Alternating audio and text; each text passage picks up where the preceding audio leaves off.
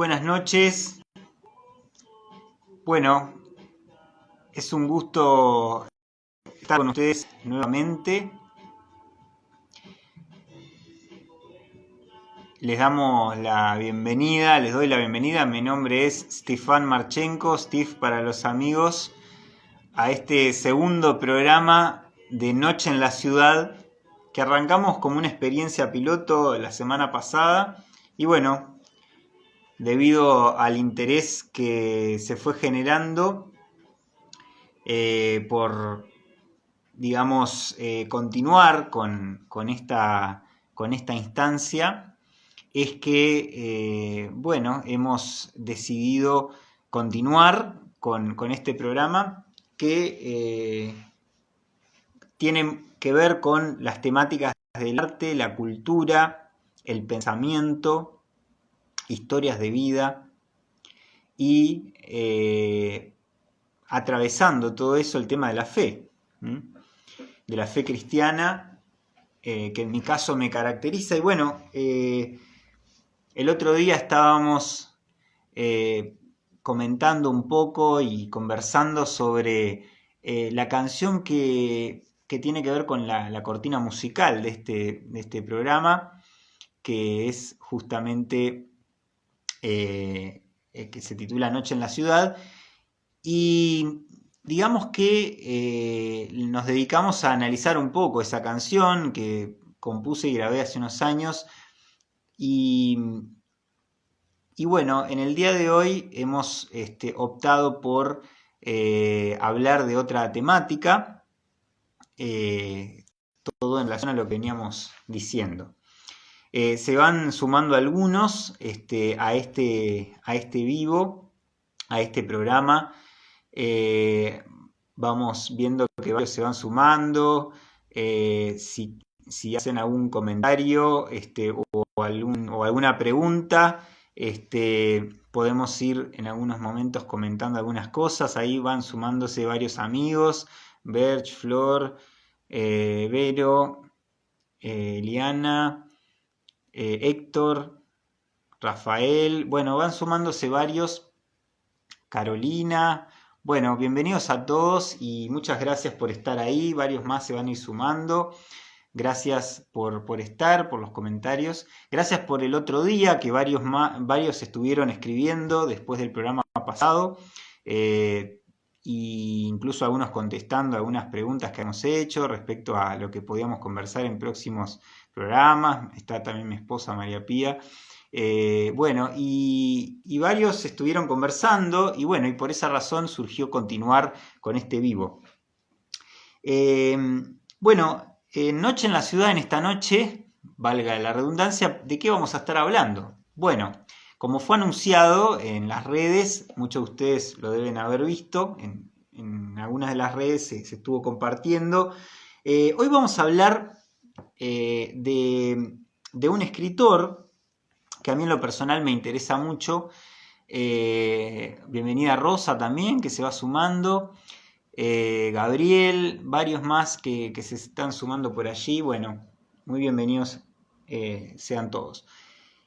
Les decía, vamos a estar conversando en el día de hoy, a diferencia del otro día que estuvimos hablando de la canción que daba título a este programa, la cortina musical de este programa. Hoy vamos a hablar de una temática un poco distinta, siempre en relación a estas dimensiones, ¿no? Arte, cultura, pensamiento, historias de vida y fe.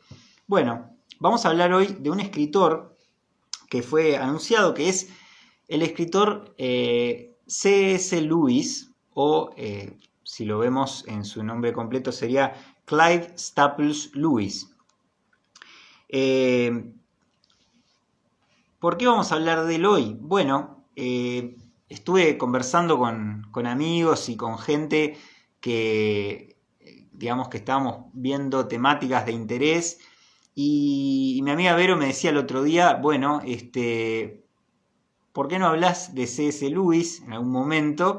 Que, bueno, estábamos justo hablando de que gente en la vuelta, compañeros de trabajo y amigos por ahí, lo han empezado a conocer un poco más a partir de algunas películas de Hollywood y demás. Y bueno, O mi amigo Gabriel, por ejemplo, me decía el otro día, ¿por qué no hablas de algunas influencias que tienen algunas de tus canciones? Bueno, en el video de difusión que preparó mi hermana Tatiana para la canción Noche en la Ciudad, que ustedes pueden ver en mi canal de YouTube, van a ver que hay algunas imágenes que están tomadas de esa película. Eso fue idea de Tatiana, pero en realidad tiene que ver también con lo que era la estética de la canción que el otro día comentamos. La idea de los niños, la inocencia, y retoma un poco algo de lo que es la novela de las Crónicas de Narnia de C.S. Lewis, ¿no? Vamos a hablar un poco hoy de C.S. Lewis. Ahí bienvenido Omar, bienvenido Moisés, Gerardo. Bueno, mucha gente se está uniendo, gracias por estar.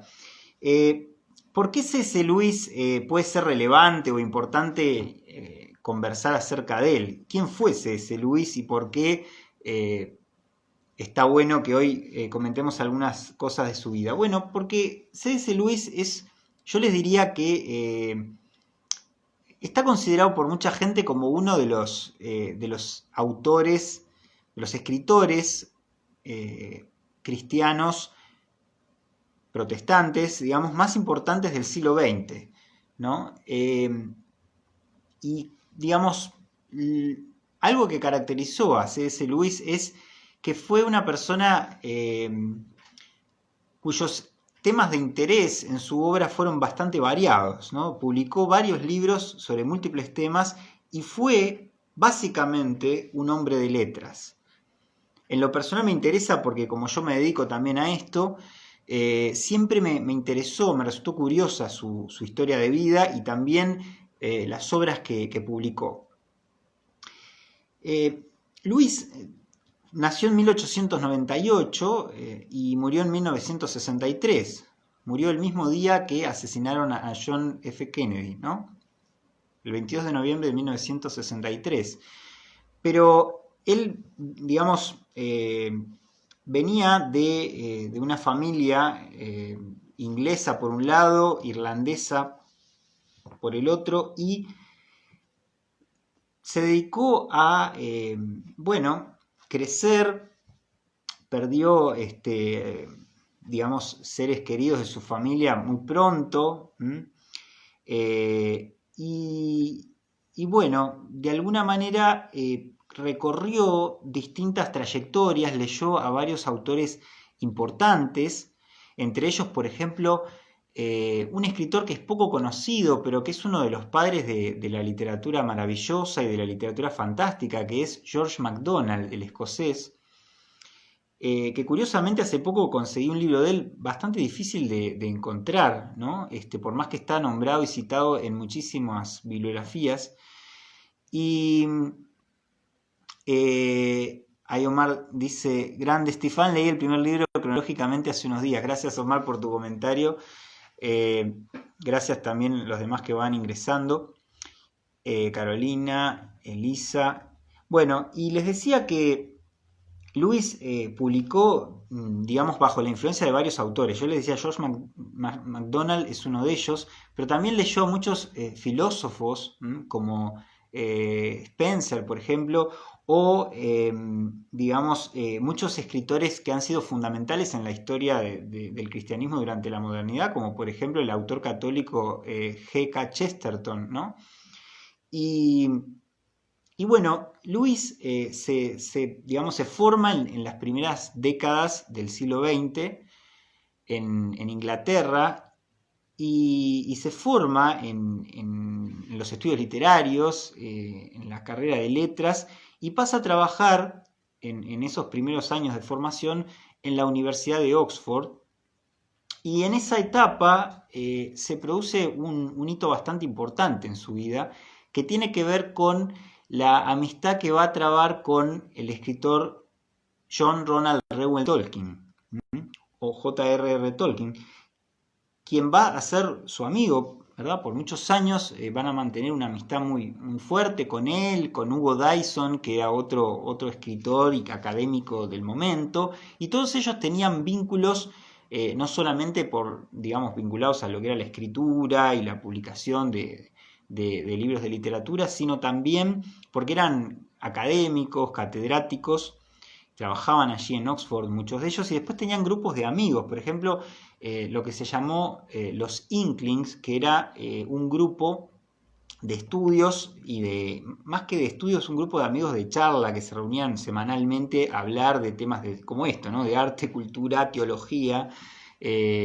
literatura, filosofía, ¿no? Y en general eran hombres de fe. Y ellos, en el caso de Lewis no, curiosamente en el caso de Lewis no lo era, ¿no? Y ahí es donde la amistad con Tolkien pasa a ser fundamental, porque John Tolkien era un autor católico. Tolkien era un profundo creyente en Dios, católico, y Lewis en ese momento, estamos hablando de fines de los años 20, principios de los años 30, Lewis era una persona que en ese momento de su vida se autodefinía como agnóstico. Digo se autodefinía en ese momento porque había pasado por varias etapas. Tuvo una etapa como más atea, después una etapa como, digamos, casi panteísta por momentos. Y bueno, y ahí a fines de los años 20, principios de los 30, Lewis se autodefine agnóstico. Tolkien casi siempre, digamos, venía de una formación de familia católica, había sido católico siempre. Es más, su madre rompe con la de Tolkien, me refiero, rompe con la iglesia anglicana en un momento, siendo que en Inglaterra la iglesia oficial es la iglesia anglicana, porque, digamos, encuentra mayor refugio en el catolicismo inglés, más que en el anglicanismo, y de ahí Tolkien se forma en ese contexto y pasa a aceptar la fe católica durante años. Pero en el caso de Lewis, no fue así, venía más bien de un origen protestante, de familia protestante y como les dije irlandesa, de Irlanda del Norte y también inglesa, y sin embargo en ciertos años, digamos, se siente, digamos, defraudado por Dios y termina como abandonando la fe. Pero en esos años en los que empieza a trabajar con Tolkien, con sus amigos, ocurre un hecho bastante relevante y que ha sido nombrado en casi todas las biografías que ustedes puedan leer sobre Tolkien, sobre Lewis, porque fue un hecho, digamos, bastante famoso. Bienvenida Feliz también, que se unió ahí, y otros más que van entrando. Bueno, ¿qué fue lo que marcó en la amistad con Tolkien la concepción de la vida que tuvo Lewis? Bueno, un momento en el cual Lewis hace como un paseo nocturno por, ustedes saben, en muchas universidades como la de Oxford hay grandes parques, ¿no?, en la universidad, y ellos acostumbraban a quedarse hasta tarde conversando, caminando por la universidad y hablando. Y un día Tolkien, Dyson, este otro amigo, y Lewis se dedican a caminar y pasear por esos, digamos, parques y caminos, y conversaron de distintos temas. Y en un momento comenzaron a hablar del tema de los mitos. De los mitos, ustedes saben que en sí el mito se diferencia de el hecho histórico, porque el hecho histórico pasa a ser un acontecimiento que es probado desde el punto de vista histórico, y el mito pasa a ser el relato acerca de un acontecimiento que tiene una base histórica pero que no se puede verificar. Básicamente esa es la diferencia entre mito y hecho histórico, ¿no? El hecho histórico es lo comprobable o lo que realmente aconteció, y el mito es lo que se dice acerca de algo que pudo haber ocurrido a partir de un contexto y un trasfondo histórico, pero que no tiene forma de verificarse. Entonces empiezan a hablar de este tema de los mitos y en un momento Lewis le dice a Tolkien que para él la historia del cristianismo respecto a la idea de Jesús como el Hijo de Dios, como Dios encarnado, la idea de Jesús más allá del personaje histórico de Jesús, para él toda esa concepción que el cristianismo había desarrollado era simplemente un mito más, como lo podían haber sido los mitos de la tradición de la mitología griega o romana u otros. Pero en ese momento Lewis no tomaba en cuenta el hecho de que había una gran diferencia entre esos mitos y lo que se decía en el cristianismo acerca de Jesús. Y justamente de esto le habla Tolkien, pero desde una perspectiva no tanto como historiador, porque de hecho no lo eran, ni tampoco como filósofos, sino más bien como escritores, ¿no? Como hombres de letras, como escritores de literatura, como hombres de letras, como académicos de letras, ¿no? Y entonces Tolkien le dice a Lewis, que recuerdan, Tolkien era católico, ¿no? Y le dice, bueno, pero imagínate que el mito de Cristo, así lo dijo Tolkien en ese momento, hubiese sido el único mito verdadero. ¿Por qué? Porque pensalo como un mito inventado por el propio Dios. Es decir, no como un relato creado por seres humanos, sino como un relato creado por Dios mismo. Y eso que le dice Tolkien a Lewis lo deja pensando. Y entonces en la mente de Lewis empieza a haber un proceso de reflexión en el cual Lewis empieza a decir, bueno, ¿cuál es la diferencia entre los mitos griegos, romanos y todas las otras tradiciones mitológicas? Por ejemplo, las sagas también nórdicas, que eran tradiciones mitológicas que a ellos les interesaban mucho también. ¿Cuál es la diferencia entre eso y lo que se dice en los evangelios acerca de Jesús o lo que se sabe históricamente acerca de Jesús? Bueno, y Lewis llega a la conclusión, pensando y pensando, pensando, que hay una gran diferencia, porque alrededor de la persona de Jesús ahí se teje un relato a partir de un personaje histórico, que no es lo mismo obviamente que hablar de los personajes de la mitología griega que no tienen una verificabilidad histórica por fuera del propio relato mítico. Entonces, Lewis se queda pensando, pensando, pensando, y unos días después, él cuenta en una de sus autobiografías, en su autobiografía básicamente, que fue al jardín zoológico y dice, cuando yo entré al jardín zoológico, dice Lewis, no creía que Jesús fuera el Hijo de Dios. Dice, pero cuando salí del jardín zoológico, yo creía que Jesús era el Hijo de Dios. Dice, y la amistad con la charla que tuve con Tolkien y con Dyson ayudó mucho. Es interesante esto, porque a partir de ahí se produce lo que se ha considerado la conversión de Lewis, y como él mismo lo planteaba, ¿no? Y él a partir de eso tiene como una especie de entrega de fe a la fe cristiana, a Jesucristo, y empieza a plantearse la idea de que los hechos que se dicen que los apóstoles de Jesús escribieron acerca de él eran hechos históricos, documentados testimonialmente, ¿verdad? Y probados por la propia muerte de los discípulos de Jesús. Es decir, con su muerte probaban el hecho de haber muerto por esa fe, ¿no? Bajo el Imperio Romano. Entonces, cuando Luis se empieza a conectar, se da cuenta de que, qué interesante, ¿no? Como diciendo, la idea de un texto revelado por Dios a través de los evangelios sería como el mito verdadero que ingresa a la historia humana, ¿no? El relato verdadero de las cosas, de cómo interpretar el universo, la vida, la historia, en la cual el propio Hijo de Dios se encarna, ¿verdad? en el mundo a través digamos, de la persona de Jesús. Y ahí comienza la conversión de Luis. Pero pasan varios años y Luis empieza como a publicar varios libros, ensayos más que nada, sobre la validez del cristianismo, sobre sus fundamentos. Empieza a tratar de conectar sus conocimientos académicos con lo que él está experimentando desde el punto de vista de la fe. Pero yo quería hoy hablar de algo que hablábamos un poco, como les decía, en estos días con algunas personas. Habría muchísimo para hablar de la vida de Luis y no daría un rato como este para hacerlo, porque podríamos dedicar un programa a cada texto, a cada obra de él o a distintos momentos de su vida, pero voy a dedicarme solamente a un momento concreto de la vida de Luis, que es el que a veces es desconocido o que muchos no conocen, que tiene que ver con el momento en el que publica las Crónicas de Narnia. Y digamos que cuál es el contexto en el que él publica esa novela, que digamos que responde a algo que me parece interesante reflexionar con ustedes en esta noche. ¿Por qué Lewis escribe las Crónicas de Narnia?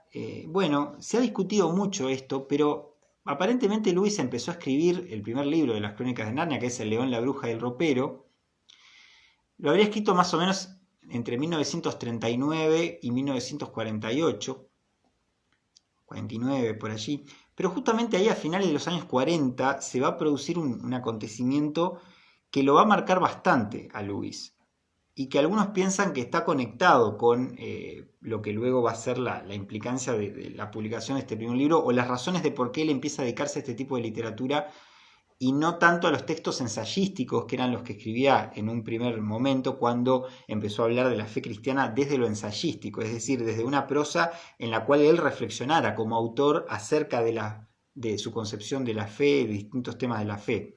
Había publicado varios libros, por ejemplo, un libro llamado Milagros, en el cual trataba de plantearse la idea de la posibilidad de los milagros como acontecimientos reales, ¿verdad? O un famoso libro en el que él, digamos, plantea un concepto que incluso después va a estar vertido en las Crónicas de Narnia, la idea de... se me cortó un segundito ahí, se me está escuchando bien, ¿no? Les decía, hay un concepto que él va a desarrollar en las Crónicas de Narnia que estaba en uno de sus libros anteriores, que era el concepto de la triple posibilidad de interpretar a Jesús, ¿no? No lo dice así, pero básicamente esa es la forma en la que lo desarrolla, que era un concepto que estaba en el libro Mero Cristianismo, que era un conjunto de charlas radiales que había hecho y luego publica en libro, y ese libro pueden conseguir, incluso hasta el día de hoy se reedita mucho en español incluso.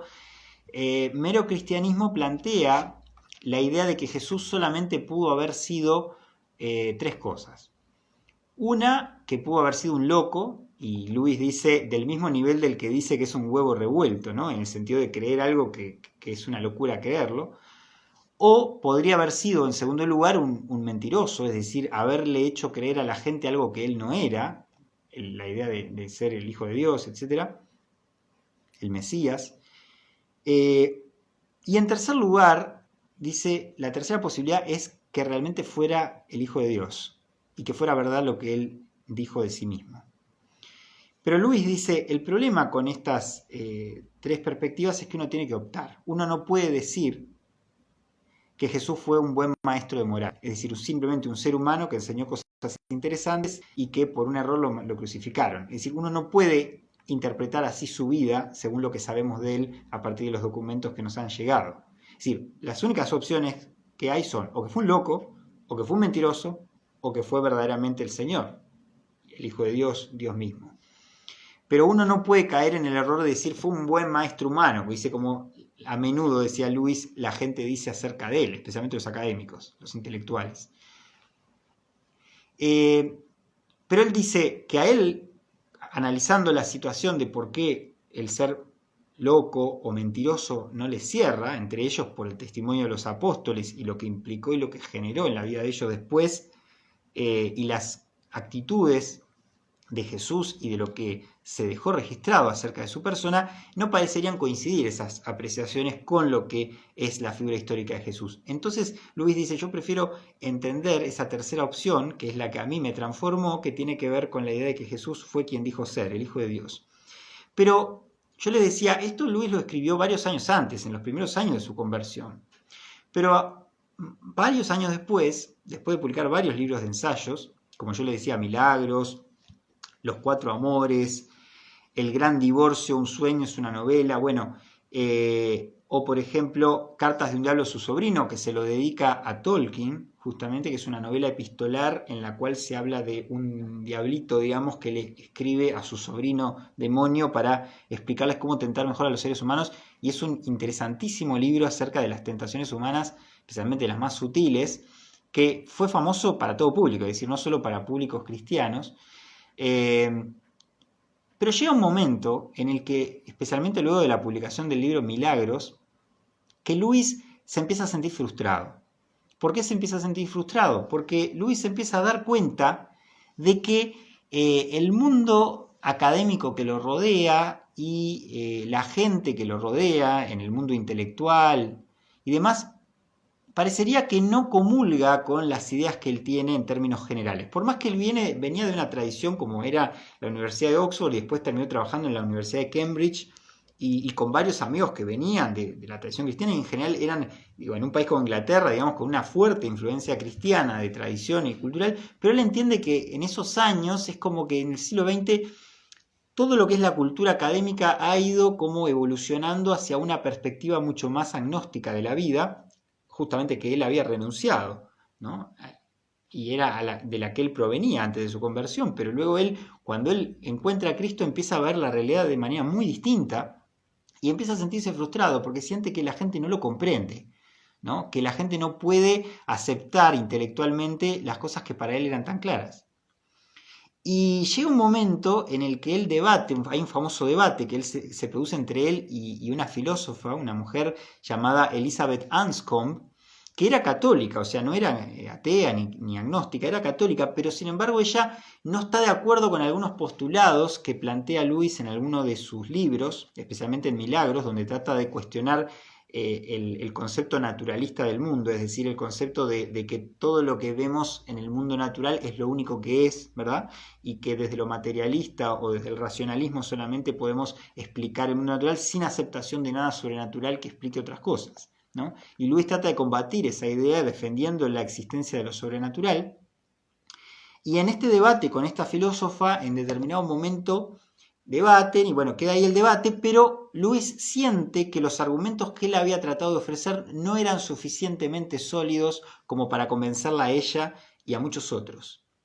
Y entonces se empieza como a decepcionar y frustrar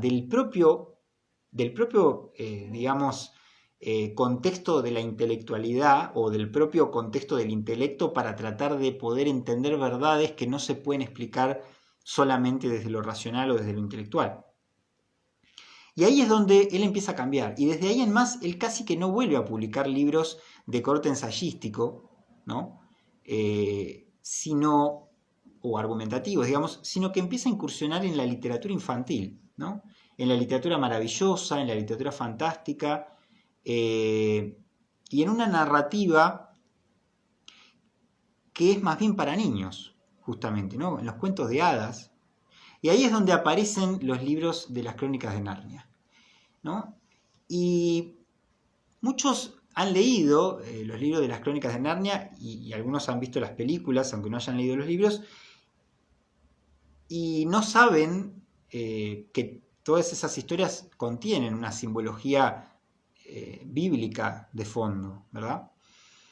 Pero para Lewis esto era muy claro, pero también, y esto es muy importante que lo tengamos presente, Lewis se dio cuenta de que necesitó básicamente escribir este tipo de obras porque él entendió que sin ese acercamiento desde la imaginación a la fe, era muy difícil que personas racionalistas o intelectuales pudiesen aceptar o entender las verdades que nos da la Biblia. Es más, se lo planteó básicamente como la idea de decir, es como dice la Biblia, es decir, el reino de Dios termina siendo de los niños, ¿no? Es decir,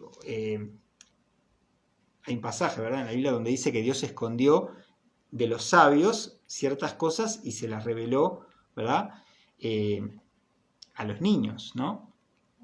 Y bueno, de alguna manera, Lewis entiende que el mundo académico es un mundo así, un mundo en el cual fuera, digamos, de lo intelectual y racional solamente, no parece haber nada que pueda cuadrar y cualquier cuestión que pueda integrar la fe en algo trascendente o sobrenatural es descartada. Entonces él entiende que él llegó a la fe no por lo intelectual, sino por esta idea de pensar el mito como un proceso de imaginación en el cual uno pueda por la fe aceptar algo y luego eso que uno acepta se vuelve real en la vida de uno por esa experiencia que uno mismo comprueba.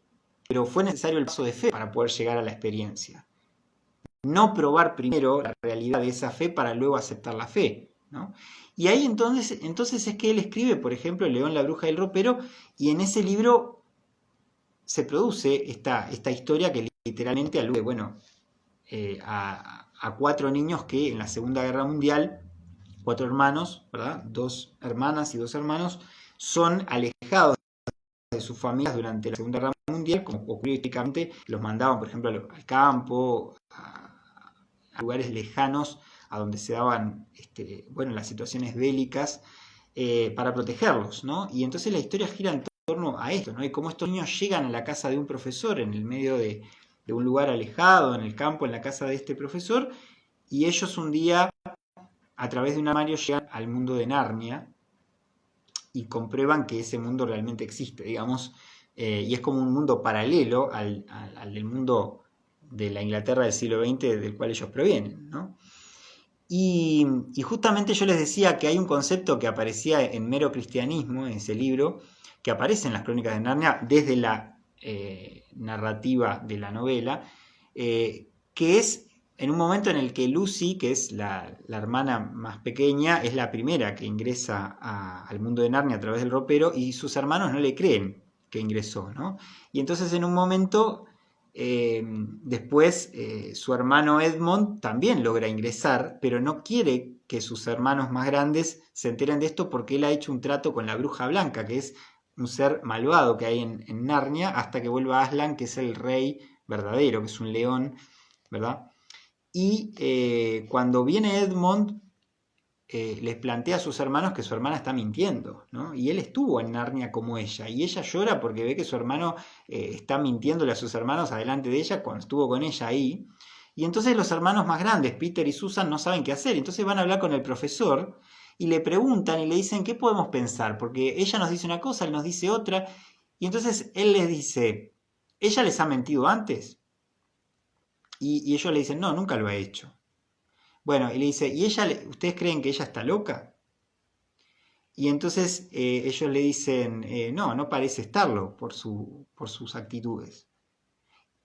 Dice, y en cambio pueden confiar en lo que en su hermano, digamos, hasta este momento. Dice, bueno, comparando un poco lo que ha sido hasta ahora la vivencia de ambos, le creemos más a ella, ¿no? Porque él ha sido un poquito pícaro hasta ahora, ¿no? Y entonces el profesor le dice, bueno, ¿y entonces por qué no le van a creer? ¿No? Y ellos quedan asombrados y le dicen, pero ¿cómo vamos a creer que ella llegó al mundo de Narnia? Y entonces él le dice, yo no sé qué lógica les han enseñado, dice en sus clases. Le dice, pero si ella no está loca, no es mentirosa, y hasta ahora siempre ha dicho la verdad, ¿por qué no le van a creer que es verdad lo que dice? ¿No? Y entonces ese concepto, que era el que habíamos comentado hace un rato, aparece en esta obra bastante desarrollado. Y es como si Lewis hubiera dicho, yo no le puedo explicar la verdad que he experimentado por mí mismo a personas que intelectualmente no lo van a aceptar.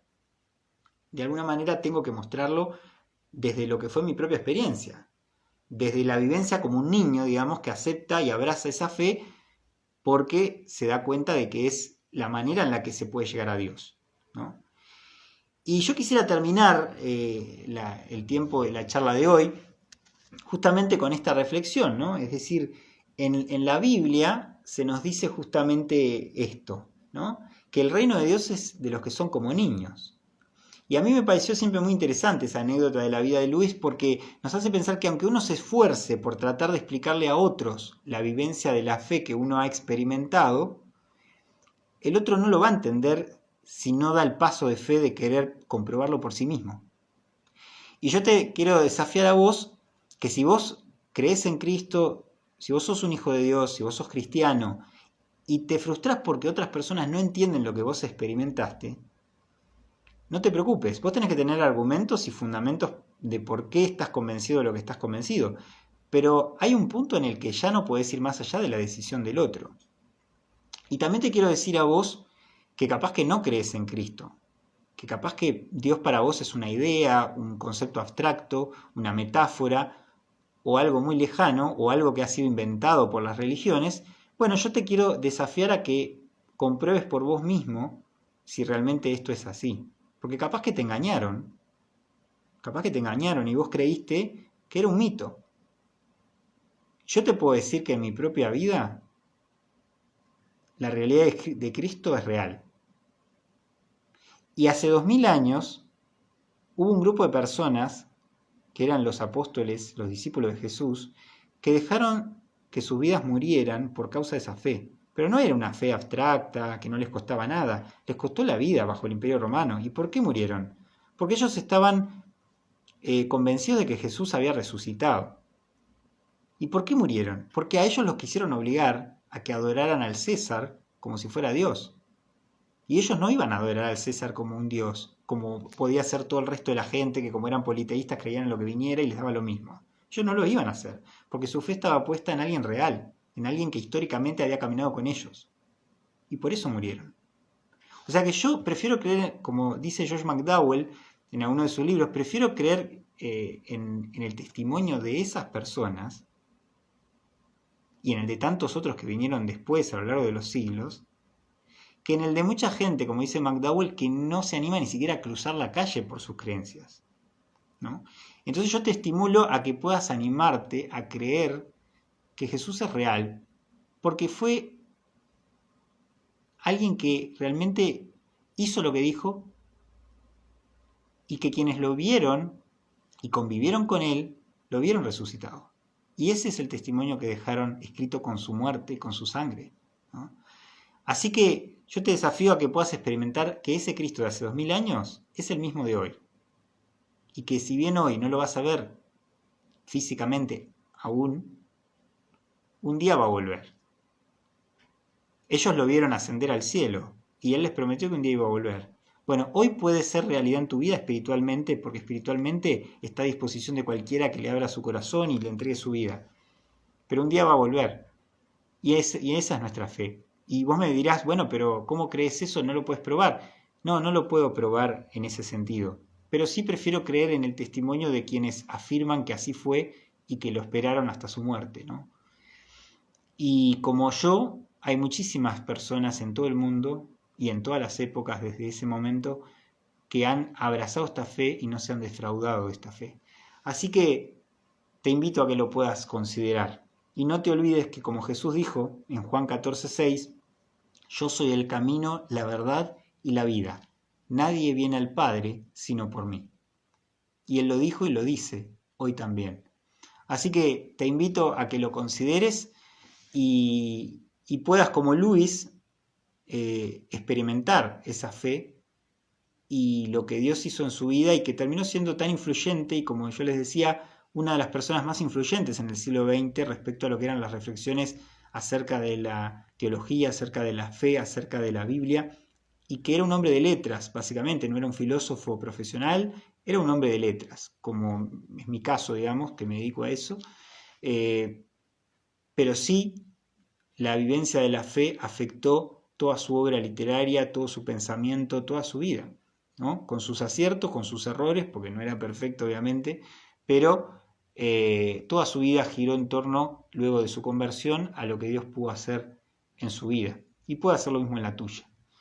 Así que esto es lo que quería compartir con ustedes en este segundo programa de Noche en la Ciudad y te invito a que sigas conectado en próximas semanas. Vamos a seguir hablando de otros temas. Si tenés temas para conversar, si tenés temas para seguir reflexionando, temas que te inquietan, que te preocupan en relación a todo este tipo de cosas, arte, cultura, pensamiento, historias de vida de personas famosas o de personas desconocidas y fe. Así que vamos a seguir hablando de estas cosas y si no tenés ninguna pregunta, puedo en 2 minutitos atender alguna pregunta y si no terminamos por acá y nos veríamos, si Dios quiere, el lunes próximo a las 21 horas o cuando les avise si hubiese algún cambio. Les agradezco a todos los que se han ido uniendo, que han pasado por aquí. Y bueno, gracias a todos los que están ahí, Iván, Nacho, Esteban, que se han añadido últimamente, y también a todos los que han ido pasando. Gracias por estar, gracias por los comentarios. Ahí Vero, que me comentaba justamente de esta temática, impecable, dice. Bueno, me alegro, Vero, que les haya gustado. Ojalá que sea de provecho y de bendición para todos los que quieren incursionar en la lectura de Lewis, de sus obras. Un escritor que fue desconocido en la América Latina para muchos por mucho tiempo, a pesar de que en el mundo de habla inglesa era muy conocido. Sin embargo, hasta que, por ejemplo, empezaron a aparecer las películas realizadas por Hollywood, mucha gente no lo conocía. Bueno, gracias por los comentarios. Carlos Araujo dice muy bueno, gracias Carlos. Gracias Gabriel también, dice genial. Carolina también, disfruté la charla, saludos, gracias. Y bueno, también a Agustina, muchas gracias. Y Nacho también, que es un amigo, siempre están todos ahí. Así que bueno, gracias por estar. Y bueno, los invito a seguir en contacto por aquí. Y si tienen preguntas pueden escribirme y nos vemos en un próximo encuentro. Así que Dios los bendiga mucho y que tengan una feliz noche en la ciudad. Chao.